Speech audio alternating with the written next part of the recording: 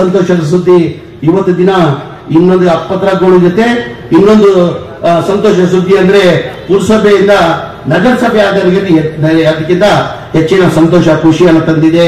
ಮಾಂತೇಶ್ ಕಾಜಲ್ಗಿ ಅವರು ತಂದೆ ಕಾಲದಿಂದನೂ ಒಳ್ಳೆ ಕೆಲಸನ ಮಾಡಿ ಎಲ್ಲ ಕೆಲಸ ಮಾಡಿಲ್ಲ ಅಂದ್ರೆ 5 ಬಾರಿ MLA ಆಗಕ್ಕೆ ಸಾಧ್ಯ ಆಗಲ್ಲ.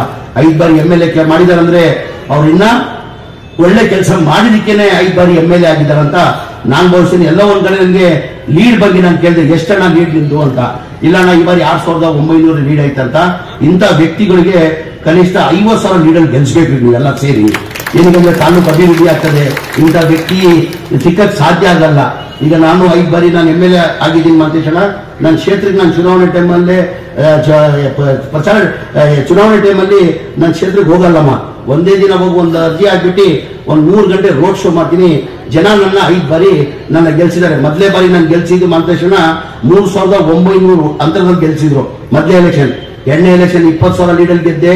3ನೇ ಎಲೆಕ್ಷನ್ 30,000 ಲೀಡಲ್ ಗೆದ್ದೆ. 4ನೇ ಎಲೆಕ್ಷನ್ 39,000 ಗೆದ್ದೆ. ಮೊನ್ನೆ 3 ಗಂಟೆ ನಾನು ಪ್ರಚಾರಕ್ಕೆ ಹೋಗಿರೋದು 55,000 ಅಂತರದಲ್ಲಿ ಲೀಡಲ್ಲಿ ನಾನು ಗೆದ್ದಿದ್ದೀನಿ. ಅಂದ್ರೆ ಜನತಾದಳ 3 ಬಾರಿ MLA ಆಗಿದ್ದೀನಿ. ಅವಾಗ ಕಾಂಗ್ರೆಸ್ ಡಿಪಾಸಿಟ್ ಇಲ್ಲ. ಕಾಂಗ್ರೆಸ್ ಬಂದೆ ಜನತಾದಳ ಡಿಪಾಸಿಟ್. ಅಂದ್ರೆ ಜನ ಒಳ್ಳೆ ಕೆಲಸ ಮಾಡಿದ್ರೆ ಯಾರು ಜನ ಕೈ ಬಿಡಲ್ಲ ಅಂತ ಹೇಳಕ್ ಬಯಸ್ತೀನಿ. ಒಳ್ಳೆ ಕೆಲಸ ಮಾಡಿದ್ರೆ ಜನ ನೋಡಲ್ಲ, ಪಕ್ಷ ಭೇದ ಜಾತಿ ಏನೇನೂ ನೋಡಲ್ಲ. ಒಳ್ಳೆ ಕೆಲಸ ಮಾಡಿದ್ರೆ ಜನ ಜೊತೆ ಕೈ ಹಿಡಿತಾರಂತ ಹೇಳಿ ಮುಂದಿನ ದಿನ ಅಲ್ಲಿ ಬಹಳ ಸೀನಿಯರ್ ಆಗಿಬಿಟ್ಟಿದ್ದಾರೆ. ಮುಂದಿನ ದಿನ ಅಲ್ಲಿ ಇವ್ರು ನಾನು ಭಾವಿಸ್ತಾ ಇದ್ದ ಪಕ್ಷ ಹೈಕಮಾಂಡ್ ಪಕ್ಷ. ನಾವು ನಮ್ಮ ಅಭಿಪ್ರಾಯನ ಹೇಳ್ಬೋದು ಅಷ್ಟೇ. ಅಂದ್ರೆ ಏನಿದ್ರು ನಮ್ಮ ಪಕ್ಷ ಹೈಕಮಾಂಡ್. ಮುಂದಿನ ದಿನ ಅಲ್ಲಿ 5 ಬಾರಿ MLA ಸೀನಿಯರಿಟಿ ಆಗಿದ್ದಾರೆ. ಮುಂದಿನ ದಿನ ಅಲ್ಲಿ ಇವರು ಮಂತ್ರಿ ಆಗ್ಬೇಕಂತ ನೀವೇನು ಭಾವಿಸ್ತಾ ಇದ್ದೀರಾ? ನಾನು ಭಾವಿಸಿ ಒಳ್ಳೆ ಕಾರ್ಯಕ್ರಮನ ಹಮ್ಮಿಕೊಂಡಿದ್ದಾರೆ.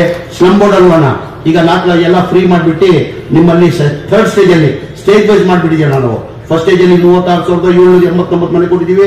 ಸೆಕೆಂಡ್ ಸ್ಟೇಜ್ ಅಲ್ಲಿ ಬರೋ ತಿಂಗಳು 24ನೇ ತಾರೀಕಿಗೆ ಕಾರ್ಯಕ್ರಮ ಮಾಡ್ತಾ ಇದೀವಿ. 42,345 ಮನೆ ಕೊಡ್ತಾ ಇದೀವಿ. 3rd ಸ್ಟೇಜ್ ಮೇದಲ್ಲಿ 3rd ಸ್ಟೇಜ್ ಅಲ್ಲಿ ಕೊಡ್ಬೇಕಂತ ತೀರ್ಮಾನ ಮಾಡಿದ್ವಿ. ಕಮಿಷನರ್ ಸಾಹೇಬರು ಏನು ಹೇಳ್ತಾ ಇದ್ರು, 400 ಮನೆಗಳನ್ನು ಈ ಮೈಲುಂಗಲ್ದು 400 ಮನೆಗಳನ್ನು 3rd ಸ್ಟೇಜ್ ಅಲ್ಲಿ ಕೊಡ್ತೀವಿ. ಮಾನ್ಯ ಮುಖ್ಯಮಂತ್ರಿಗಳು ಸೂಚನೆ ಕೊಟ್ಟಿದ್ದಾರೆ. ಅದು ಎಷ್ಟನ ಕಷ್ಟ ಆಗಲಿ ಎಷ್ಟನ ತೊಂದರೆ ಆಗಲಿ ಆ ದುಡ್ಡನ್ನ ನಾನು ಕೊಡ್ತೀನಿ. 2026 ಕೊನೆವರೆಗೂ 2,30,000 ಮನೆಗಳು ಕಂಪ್ಲೀಟ್ ಮಾಡ್ಬೇಕಂತ ಮಾನ್ಯ ಮುಖ್ಯಮಂತ್ರಿಗಳು ಸೂಚನೆ ಕೊಟ್ಟಿದ್ದಾರೆ. ನಾನು ಖಂಡಿತ ಬರೋ ವರ್ಷದವರೆಗೆ ಏನು 10 ವರ್ಷದಿಂದ ಒಂದು ಮನೆ ಕೊಡಕ್ಕೆ ಸಾಧ್ಯ ಆಗಿಲ್ಲ. 2,30,000 ಮನೆ ಜನವರಿ 26 ಡಿಸೆಂಬರ್ ಕೊನೆವರೆಗೂ ಆ ಎಲ್ಲಾ ಮನೆಗಳು ಕೊಡ್ತೀನಿ ಅಂತ ಹೇಳ್ತಾ, ಆಮೇಲೆ ನಮ್ಮ ULB ಸ್ಕೀಮ್ ತಮಗೆಲ್ಲ ಗೊತ್ತೇ ಇದೆ. ಇನ್ನೊಂದು ಸಿಹಿ ಸುದ್ದಿ ಅಂತ ಹೇಳಕ್ ಬಯಸ್ತಾ ಇದ್ದೀನಿ ನಾನು. ನಮ್ಮ ಸರ್ಕಾರ ಅದು ಚಿಂತೆ ಇದೆ, ಮನೆ ಮುಖ್ಯಮಂತ್ರಿಗಳದ್ದು ಚಿಂತನೆ ಇದೆ.